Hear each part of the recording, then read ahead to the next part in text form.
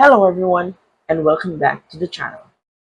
For today's video, I am going to teach you on how to create an AI chatbot using n8n. So, without further ado, let's begin. First, make sure that you are logged into your n8n account, and once you do that, click on Personal and then Start from Scratch.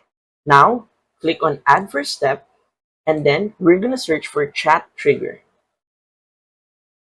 From here, we're going to click on this icon and then we're going to click on AI and then AI agent.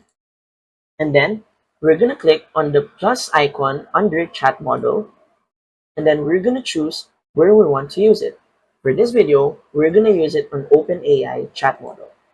And then from here, we're simply going to input our credentials so we can use n8n for this chat model.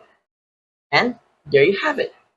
So, if you find this video helpful, please don't forget to click like, share, and subscribe to the channel for more helpful video tutorials. See you in the next video. Bye!